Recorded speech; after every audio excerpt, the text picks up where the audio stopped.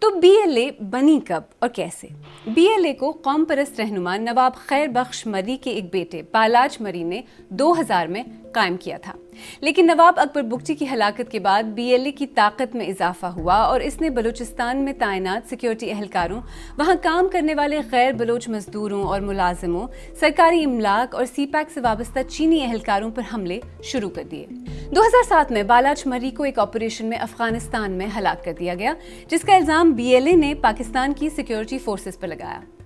حکومت پاکستان نے BLA کو 7 اپریل 2006 کو دہشت گرد تنظیم قرار دیا۔ اس کے بعد BLA کو برطانیہ، چین، ایران، امریکہ اور یورپی یونین نے بھی ایک دہشت گرد آرگنائزیشن ڈکلیئر کیا۔ 2017 میں 2 سینئر BLA کمانڈرز استاد اسلم عرف اچھو اور زیب بشیر کو تنظیمی اصولوں کی خلاف ورزی پر تنظیم سے نکال دیا گیا۔ یہ دونوں مڈل کلاس سے تعلق رکھنے والے کمانڈرز تھے۔ استاد اسلم پر الزام لگا کہ وہ لیڈرشپ کی منظوری کے بغیر علاج کرانے کے لیے انڈیا گئے۔ دونوں کمانڈرز تنظیم کا ایک بڑا حصہ اپنے ساتھ لے گئے اور اپنی نئی تنظیم کو BLA ہی قرار دیا۔ یعنی اب جو BLA ہے اس کے رہنما زیب بشیر ہیں، ان کے ساتھ ہی استاد اسلم ہلاک ہو چکے ہیں۔